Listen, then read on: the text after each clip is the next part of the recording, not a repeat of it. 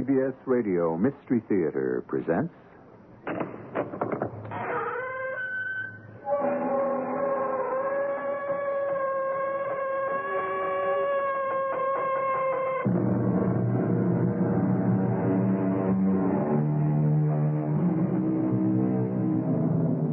Come in. Welcome. I'm E.G. Marshall. We're about to hear a story involving a private eye of yesteryear.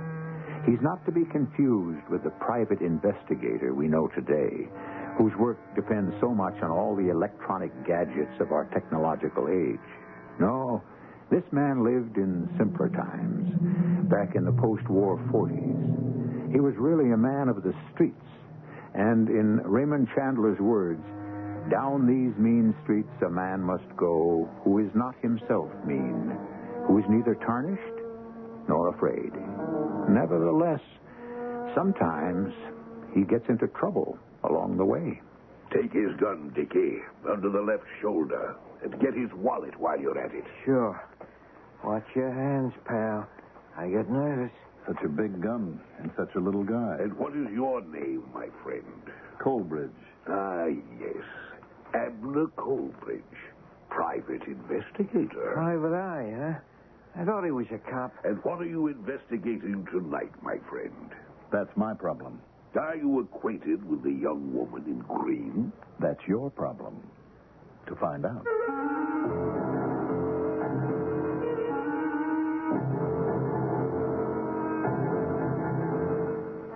Our mystery drama, entitled Blood, Thunder, and a Woman in Green. It was written especially for the Mystery Theater by Fletcher Markle and stars Mandel Kramer.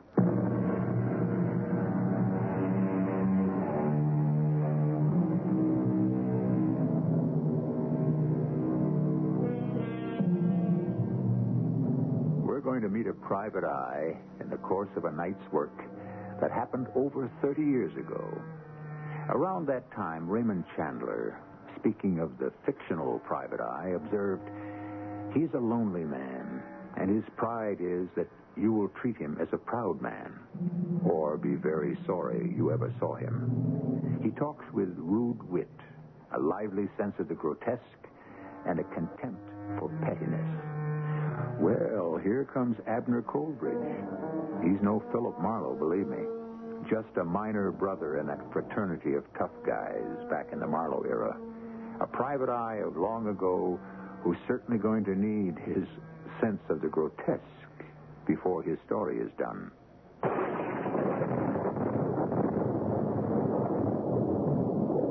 It was one of those nights. You're not doing anything, and you don't expect to be doing anything, and then all of a sudden, you're in a barrel of monkeys. Trouble. This night, with the city trembling under a thunderstorm, the trouble was murder. I heard about it around 9:30. And by 9:35, I was involved in it. It was like this. At 9:30, I was flopped in my room and the phone shouted at me.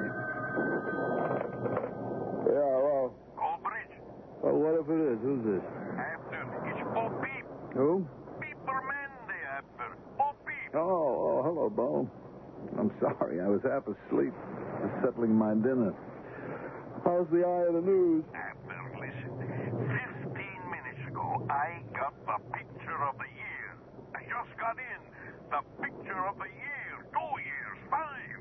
A gunfight, a murder, and blood like a busted hydrant with dancing girls for background. 12 dancing girls. Count them, 12. I was out on a story for school. Yeah, and you just happened to be there at the time.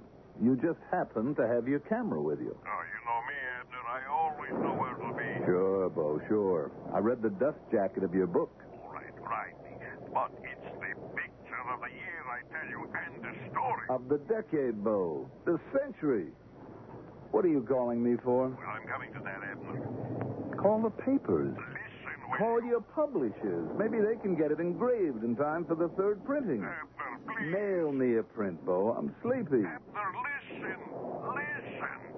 I want you.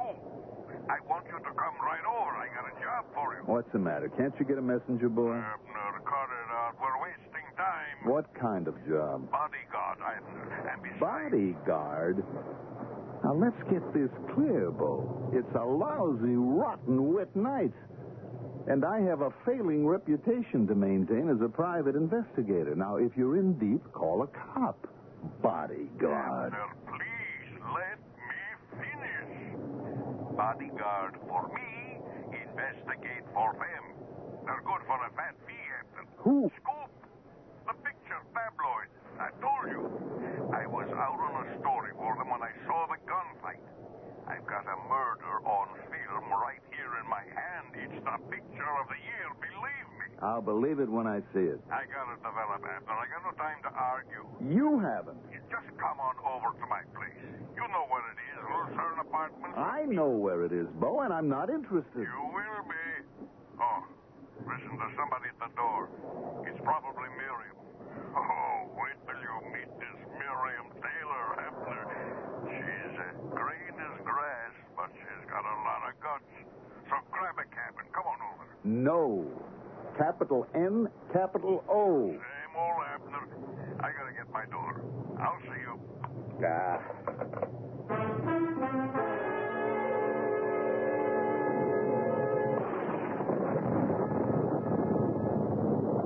At 9:35, I was down on the street with my gun packed and my tie tied, hailing a cab. Where to, buddy? I got in and told him and sat back, listening to the storm and looking out at the flood of rain on the streets. Bo Peep was the professional label of a crazy little news photographer named Boris Piepermendy, whom I'd seen and known around. Our paths had crossed now and then, and we had a drinking acquaintance. Bo's life was rooted in his camera and press card. A collection of Bo's best work called Tabloid Town had just been published and was nudging its way toward the bestseller lists, spreading his fame far beyond the city limits. He was a nice little guy with an uncanny nose for news and a sharp way of impressing people with everything he did. I sat in the cab throbbing with questions. Who had been murdered in the gunfight? And where could it have happened with a background of a dozen dancing girls? And why did Bo need a bodyguard? And since when did a picture paper like Scoop want to employ a private eye? And what was the matter with me that I always made a pretense of turning down jobs that screamed interest from the first hint? Here you are, buddy. I paid him and got out, sloshed across the sidewalk to the door of the Lucerne Apartments. Wouldn't be long before I got some answers.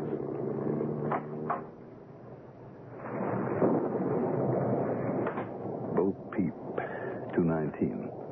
It was an old brownstone block, smelling of age and onions and rotting linoleum. But Bo had never been able to permit his living habits to keep up with his income. He stayed as close as he could to police headquarters, which was just around the corner.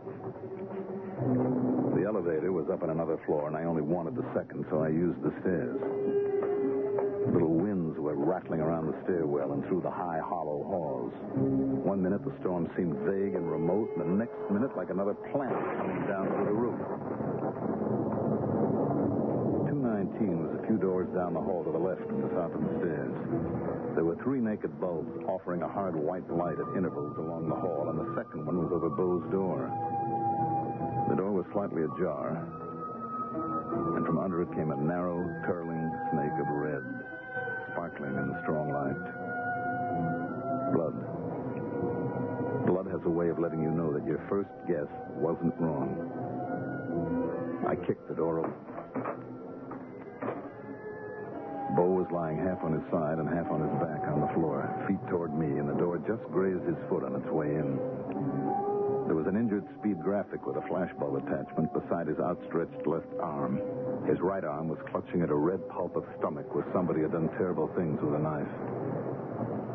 His body was warm, but he wasn't alive. I stepped back and looked up and down the hall. No one. I re-entered the room and closed the door behind me.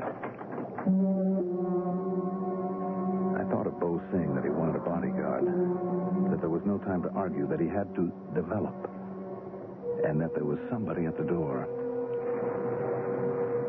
It was a big room with a double bed and a side table with a telephone on it, a chest of drawers, an armchair, another smaller chair, a bookcase piled with magazines and newspapers, and a table loaded with cartons of flash bulbs and camera paraphernalia. The walls were covered with Bo's pictures, glossy prints and clippings, and a huge enlargement of Bo holding his speed graphic that was obviously a self-portrait taken in a mirror. There was an alcove kitchen in one corner and a bathroom between it and another alcove heavily curtained. Bo's darkroom. "I got to develop," Bo had said. I crossed the room and switched out the overhead light. Stepping across the body, I felt my way around the bed to the alcove curtain. I pulled it back, and then another curtain behind it. And the soft glow from a colored light revealed shelves of bottles and boxes of paper, enlarging and printing equipment, and a row of white trays on a table. The trays were empty. Then I heard a door closing in the front room. There was a tall man in a tuxedo standing at the door, smiling at me through a small beard. And there was a gray-faced kid in a brown suit standing behind him, pointing a .38 at me. Good evening, my friend. Hello. This is a rather sordid scene of crime and passion, is it not? Your hands up very high, please. Watch him, Dickie. I'm watching. Just what the devil is this? A good question. He has a gun, Dickie, under his left shoulder. Get it. Sure. And his wallet while you're at it. Uh-huh. Watch your hands, pal. I get nervous. Such a big gun and such a small guy. I'm not surprised. Now, listen, you... Dickie, restrain yourself. Now then, my friend, let us introduce ourselves. My name is William Shakespeare. What's yours? Sherlock Holmes. And that's little Bo Peep on the floor behind you. What'll we call this fumbling gunzel of yours? Huckleberry Finn? Very funny. You want any of his stuff, boss? I'll take the wallet, Dickie. Just put his gun on the table. You look rather foolish with one in each hand. As I was saying, my friend, the name is Shakespeare for business purposes, just as our deceased companion called himself Bo Peep for his business purposes. What concerns me now is your name. Coleridge. For almost all purposes. My card's in the first flap of the wallet there. No need to mess up the rest of it. Ah, yes. Abner Coleridge, private investigator. A private eye, huh? I thought he was a And cop. what are you investigating tonight, my friend? The distressing demise of Mr. Bo Peep. I wasn't. I am now. Oh, this is taking time, boss. Let me... Make use of the time, then, Dickie. What did we come here for? Give me your gun. I'll watch Mr. Abner Coleridge. You collect the film. Sure. Get everything in sight here and everything in the dark room. If it's been developed, cover the tray and we'll take it with us. It would be amusing to see Mr. Peep's work. The trays are empty. Check that, Dickie. Yeah, I'll check everything, boss. You are somewhat familiar with the circumstances, I gather, Mr. Coleridge. Somewhat. Are you acquainted with the young woman in green? Well, I might be. It depends. There are a lot of women in green around. It's the season for green. This young lady is unmistakably worthy of that description. Green hat, green dress, green shoes and accessories, and red hair. Lovely red hair. It may seem a peculiar combination, but I assure you it's exceedingly becoming in her case. Do you know her? Maybe. Nothing in the dark room. Very well. Collect all the other loose film in here. Gotcha. Are you, investigating alone, Mr. Coleridge? I might be. It depends. You're being rather difficult. So are you. May I drop my hand? Certainly not. I'm ready, boss. Let's blow. Have you got everything this time, Dickie? Yeah, it works. It's all on the table here. You want to answer that? No. Yes. Why not? Quiet, both of you. Hello? Hello? Is that you, Bo? Is this Mr. Peebermander's apartment? Hello? Wrong number. I think that was our young woman. Oh, let's get out of here, boss. The cops are liable. Look out, Dickie. He's diving for his gun. Sap him, Dickie. Sap him. Dad! Well, as Raymond Chandler said, some private eyes have no more personality than a blackjack. But when the latter hits the head of the former, it's not really a question of personality, is it? It's simply a question of survival. And we'll find out how Abner Coleridge survives when I return with Act Two very shortly.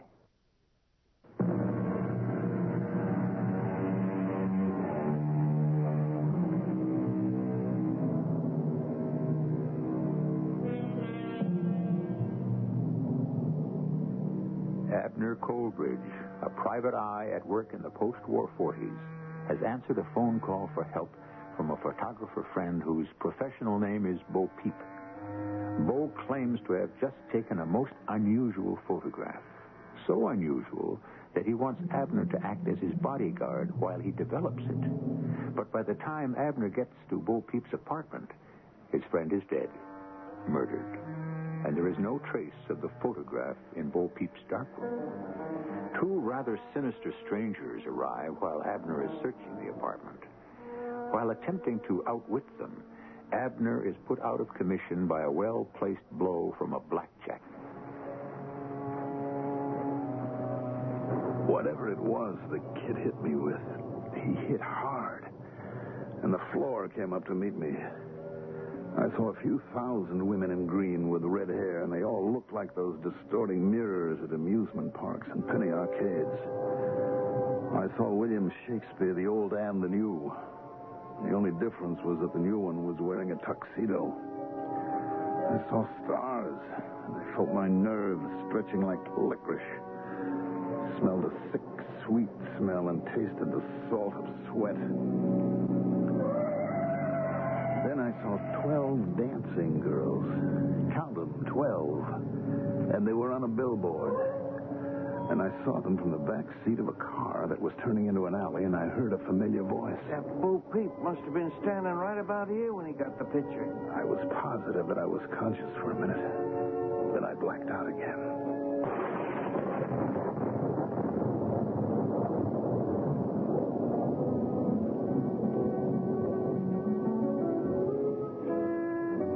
Came around to full consciousness. I was roped tightly to a chair in a large, expensively furnished office. I could see several vague shapes in front of me talking indistinctly. I could hear music somewhere nearby, sounding like a dance band. My coat and shirt were wet and cold against my skin, and the back of my head felt like overtime in a steel mill. And somebody threw a glass of water in my face, and I knew why I was wet. Hey, he's coming out of it, I think. It was about time. Must have knocked him plenty, Dickie. Once, Sugar. Once I knocked him. I do it right. All right, let me talk to him, Sugar. There, my friend. Are you with us again? Hey. Are you back with us again, my friend? Nah, he's still out. He's faking. I'll tell him we don't buy it. Leave him alone, Dickie. Want him to pass out again? Go sit down, kid. You're in the way. Boss wants to talk to the guy. Okay, Sugar, okay. I was only trying... Where's Carl, Dickie? Still out front, I guess, looking for that dame in the green dress. Well, find him. Tell him to get the first aid kit. It's probably in the men's room. Everybody's right with me. Quickly. Oh, sure, boss. Sure. You want me to bring Carl and the kid? Yes. I let my head sag forward, chin on my chest, so I could open my eyes just enough to look the place over without either Shakespeare or the other flunky seeing what I was doing. The office had a big desk and some more chairs like the one I was tied to. A portable bar, no windows, no closets, and only one door. The one going out to where the music was. I closed my eyes all the way when I saw Shakespeare walking toward my chair. I could feel him staring down at me, probably wondering whether I was faking or not. I tried to appear unconscious for his benefit and tried to stay fully conscious for mine. It's been quite a night for us all, Sugar. First Sammy, then Mr. Bo Peep. Now this one. What did you do with poor old Sammy, by the way? Just what you told us. We loaded Sam into the trunk of his car and drove it to the other side of town. Left it in the parking lot. What are your plans for this one? I haven't decided yet. I'm not sure where he fits in between the photographer and that young woman in green. What is her name, by the way? Taylor, I think. Yes. I have the impression this one is involved with her somehow, as well as with Mr. Bo Peep. Well, you know what they say about dead men, boss? Right so, yes. The only thing that worries me is how many tales this one may have told before Dickie and I ran into him tonight. We can always run over him, too, don't forget. You're not listening to me, Sugar. I want to keep him alive and well for the time being. You hear that? I don't know how well he is, but it's a cinch he's still alive. Yes, but first we need that first aid kit. He's bleeding heavily back here where Dickie knocked him, as you put it, with his blackjack. So, what's the big deal? The big deal, Sugar, is that I'm worried about who this man might have talked to about that photograph. It's very clear he knows something about it. He was in Bo Peep's dark room when Dickie and I first bumped into him, and he knew the developing trays were empty. You think maybe he's got the film? No, we searched him before we brought him over here. Think maybe he knows where it is? Is that what you mean? That is exactly what I mean. Then we need to talk to him some more, don't we, boss? I tried to look as limp as a bag of dirty laundry while Shakespeare was getting his drink. I tried to figure out how to stay alive by asking myself some of my own questions. Had I really seen the 12 dancing girls on the billboard from the back seat of the car that brought me to this place? And had I really heard Dickie's voice talking about where Bo Peep was standing when he got his picture? Or had I been delirious from the pain in my head? And most of all, where was I? Did the music I could hear have any connection with the dancing girls in Bo Peep's photograph? Here we are, boss. Carl and the kid. Sorry to keep you waiting, Chief. Oh. Now I see why you wanted the kit. You want me to... Just give it to me, Carl. Put it on the desk here. Sure. How's he doing? Guy's coming out of his slush of iodine on his scalp to bring him around. Did you find her, Carl? Miss, what's her name? Taylor, boss. Oh, the Damon Green. No, she left in a cab about half an hour ago. But we must find her. Don't you understand? She may know about the picture. Now, take it easy, Chief. She left word she'd be back. And I've told everybody out front to send her here to the office as soon as she turns up. Anyway, how could she know anything about the picture? She was in here talking to me at the time. She might have heard the shots. Don't forget the storm, boss. Right. If anybody heard the shots over all that thunder, we'd have had a visit from the cops long before now. You know, you're quite right, Carl. Yes, of course. It's been rather a disturbing evening. Now then, what about the film we brought back from Bo Peep's place?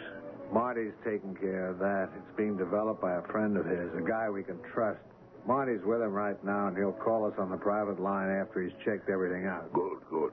Well, now let's get back to our friend here. Where's the iodine? Oh, right here, boss. You want me to slap some on? Yes, go ahead, Sugar. Pale, isn't he? He'll be all right. Oh, you sure knocked him, Dickie. Look at this mess. Once, Sugar, once, honest. Here goes. Water, Dickie. Sure, ready and waiting. Hey, that's more like it. He's coming around. Let me try something. You're going to be all right, Mr. Colbrig. The pain will go away and you'll be feeling better very soon. But right now we need some information. You know Mr. Bo Peep, don't you? Yeah, Bo's dead. Yes, he's dead. We all know that. Now, we're all friends here. The point is, did he talk to you before he died? Did he talk to you on the telephone? Telephone? Yes. Telephone. Did he talk to you? Did he tell you about the photograph? The photograph? Yes, exactly. A photograph. A picture. I think he must have been quite pleased with it. Did he tell you anything about that picture? Anything at all? Anything?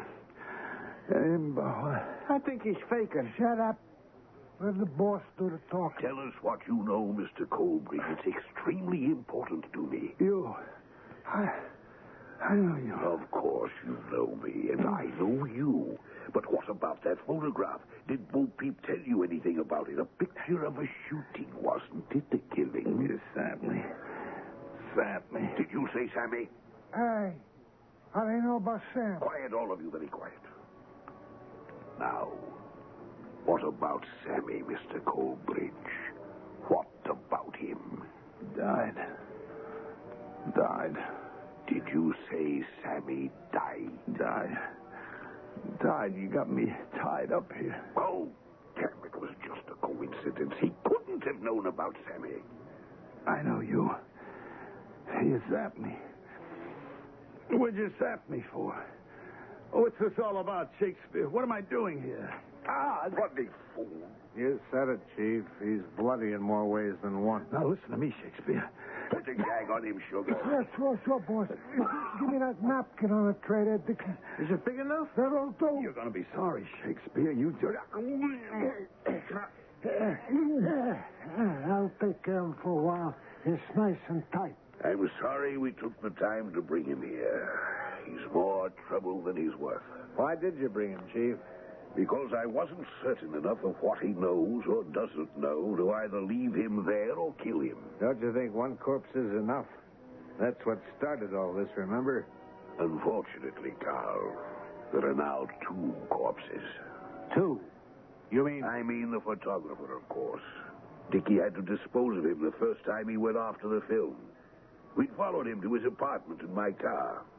Dickie went up alone and knocked at his door, right, Dickie? Oh, just following orders, boss. He could hear Mr. Peep inside talking on the phone to someone named Abner, who later turned out to be our friend over there.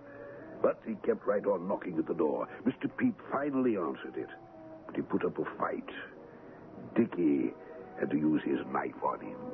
Right, Dickie? Well, I didn't have no choice, boss. I told you that. Regrettably, however, Dickie complicated things even further by only taking the film that was in Mr. Peep's camera.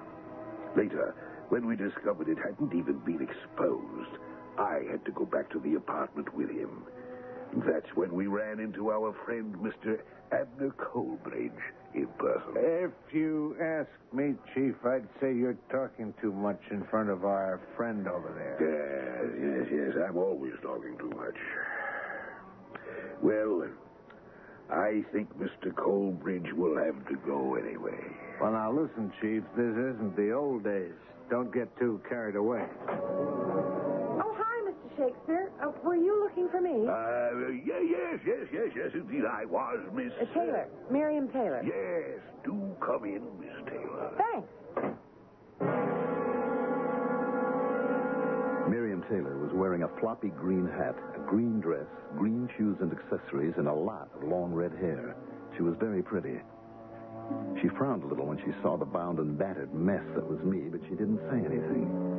Just sat down while one of the flunkies lit a cigarette for her. Shakespeare was watching her intently. Cat and mouse. I wished I had learned how to pray.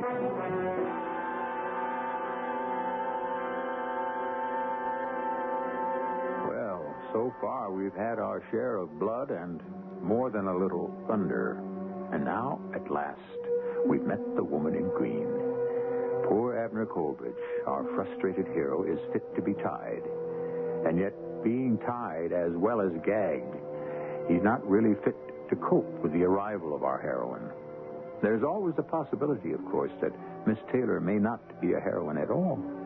We'll find out more about that when I return with Act 3, right after this.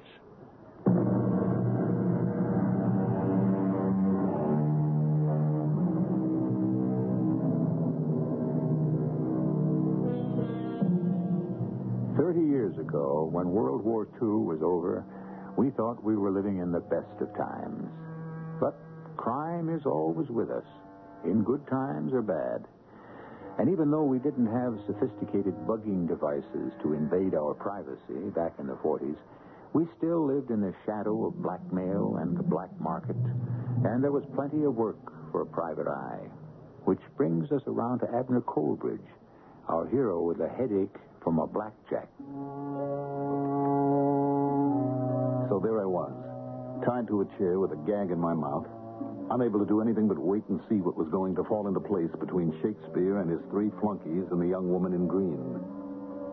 Miss Miriam Taylor was just sitting there ignoring me, calmly smoking a cigarette and making small talk. when her name fell into place in my head from Bo Peep's phone call earlier that night. Besides, there's somebody at the door. It's probably Miriam. Oh, wait till you meet Miss Miriam Taylor after. She's green as grass, but she's got a lot of guts.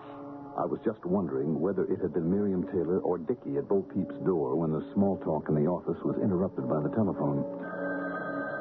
I'll get it, Chief. Hello. Yeah, Marty, this is Carl. What's the word? Uh-huh. Uh-huh. Nothing else, huh? Oh, yeah, he's right here, Marty. I'll tell him myself. I'll see you later. Well, don't stand there just shaking your head at me, Carl. Tell me what he said.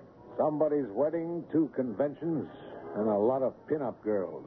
Nothing else, Chief. Nothing at all. Nope. That was it. Dickie, Yeah, boss? step outside on the balcony, please, and stay by the door. We don't want to be disturbed. Gotcha. No more visitors, Dickie. Is that quite clear? I hear you, boss. Now then, Miss Taylor, how are you getting along? You and your photographer. Oh, we've got the makings of a good story, Mr. Shakespeare. But I just can't figure where Bo Peep's got to. Haven't seen him for hours. Is that so? Have you been looking for him? Oh, sure. I called him at our office, and I called his apartment, and he wasn't there. What do you suppose has happened to him? I just don't know. He must have gone out on another job. We only hire him by the hour for an assignment like this, you know. And there wasn't any definite time set, except for the big show at midnight, and it's almost midnight now, isn't it? Right so. But you were out for a while, too, weren't you, Miss Taylor? Well, yes, I was. I had another assignment myself. They keep us busy these days. So it would seem. Did you know that we had a little trouble here tonight, Miss Taylor? Trouble? No, I didn't. Yes. We've been trying to locate a picture, a very valuable photograph. And this gentleman trussed up in the chair here has given us quite a spot of bother in connection with it. I didn't notice him, of course.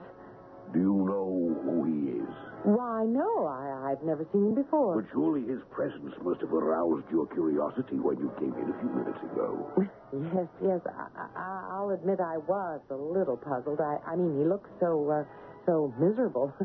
But I don't want to ask any questions. Oh, come now, Miss Taylor. It's part of your business to ask questions. I'm surprised at you. Well, after all, Mr. Shakespeare, there's a difference between public matters and private matters. I mean, I think it would be a most excellent idea if you did question this gentleman, Miss Taylor. Have a little chat with him. Interview him, shall we say? Hey, the storm's going to break in about 5 minutes, boss. Do you want to come out and take a look at things? Yes, indeed, Dickie. We'll be right there. Gotcha. Now, look, Chief. You're not going to leave these 2 here alone, are you? That's carrying all this a little too far. Never mind, Carl. Take off his gag, Sugar. Yeah, but listen, boss, you Don't can't just... tell me what I can't just, Sugar. I know exactly what I'm doing. Take it off. Okay. Now, gentlemen, we are going to leave Miss Taylor and Mr. Colbridge to themselves for a nice little chat. Are you out of your head, Chief? That's his name, Miss Taylor. Abner Colbridge. Now, Sugar, come along. If you don't watch out, you're going to blow this whole thing wide I open. said never mind, Carl. Hurry along, Sugar. I don't get it, boss, but whatever you say. That's right, Sugar.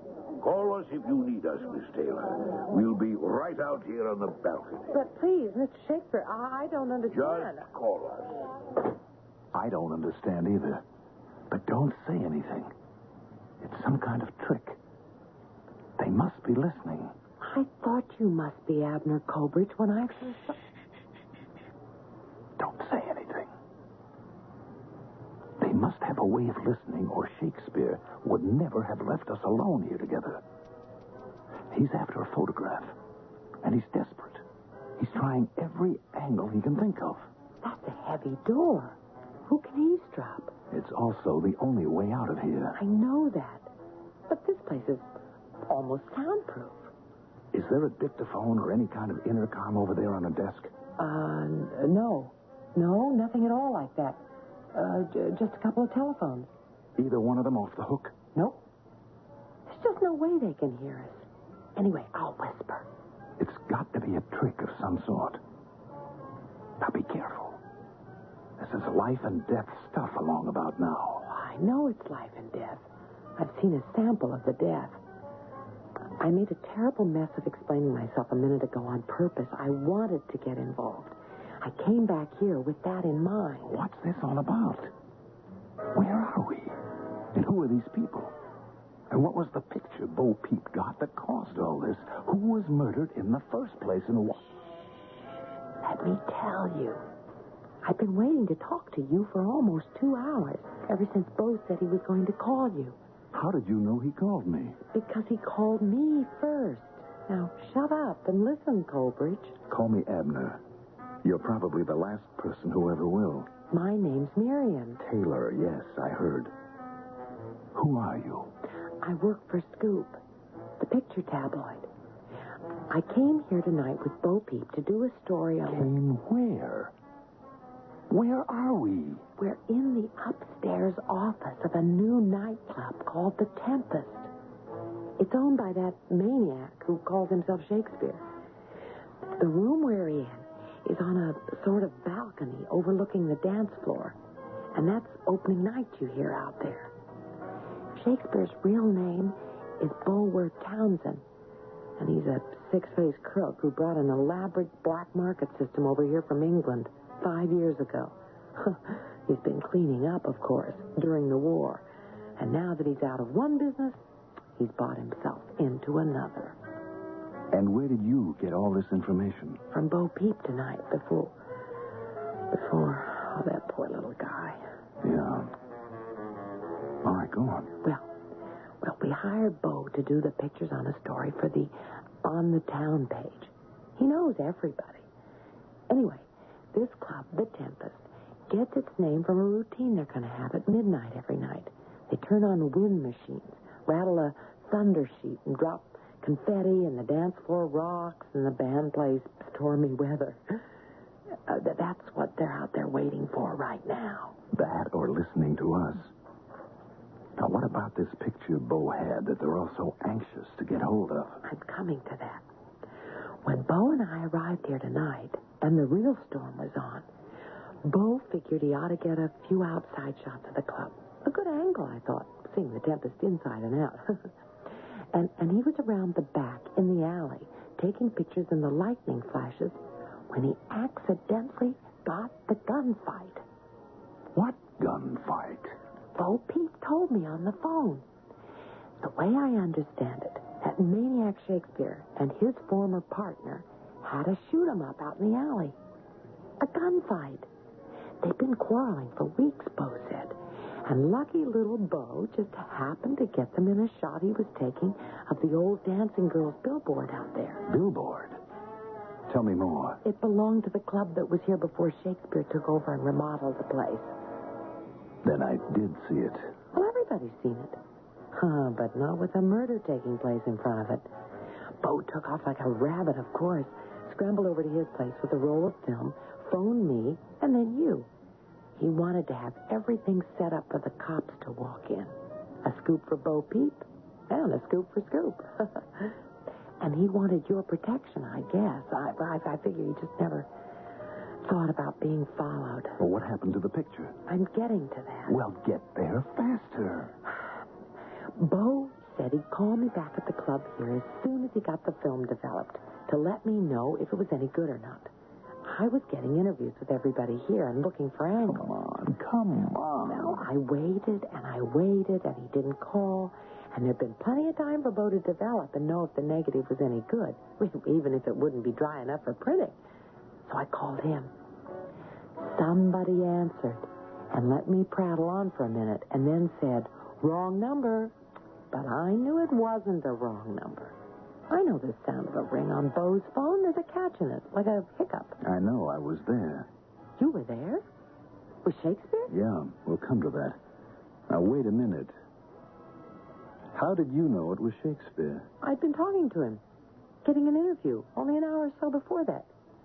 You mean to tell me you wouldn't recognize that voice? A double take, maybe, but you'd recognize it. All right, go on. Well, I called again a couple of minutes later, and there was no answer. I knew something was cockeyed somewhere, so I went over there. I was actually sick when I saw him on the floor. I know what you mean. That's when I called the cops. They're just around the corner from Beau's place. I know. And they came, and I told them all about this, what I've been telling you, and that's about it. But what about the film? Shakespeare didn't get it. I haven't got it. Have you got it? Hey, listen. Hey, there's the artificial store. Pretty fancy. Tell me about the film. Can't you guess where the film was? Now, don't be cute. I haven't the faintest idea where it was. Under Beau's body. The cops found it when they moved him after the coroner was through. You mean they've got it now? It's probably been developed by now. Oh, God, I'm exhausted. Well, listen. What are you doing back here, of all places, Miss Taylor? Miriam, you're crazy to come back here. Oh, relax, will you? The place is surrounded. Droves of cops. You're as safe as your bank account. I came back here to follow the story from the inside. But what are they waiting for? What are they... Settle down, mister. They're waiting for the picture, that's all. They found Sammy Walston's body in the trunk of his car an hour ago. Sammy who? Walston. Shakespeare's partner, the guy who got the belly full of lead in front of the dancing girls and started all this. Oh, sorry. Correction. I guess Mr. Shakespeare started all this. Well, it certainly isn't ending up the way he wanted it to. Do you have any idea at all why he left us alone together in here? Who knows? Oh, maybe he thought he'd find out if we were, what is it they say in detective stories? In cahoots. Maybe he thought I'd untie you so we could try to escape, and then they'd nab us out on the balcony. Maybe he was just so desperate he didn't know what else to do with us. I feel like a fool. You aren't a fool. You're just in the wrong business. Listen to that. Bang, bang. Ooh, sweet music. They developed the picture. Well, untie me, will you? With pleasure. And we need to get you to a doctor. Oh, you'd better come into the newspaper business, mister. The public eye is a lot safer than the private eye.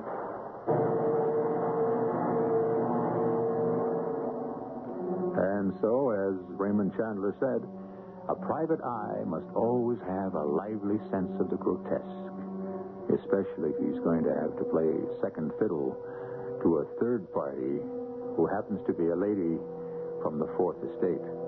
Not to mention having to let the cops rush in to do his work for him. Oh, well, maybe he needed to have a night off, just like the rest of us. I'll be back shortly.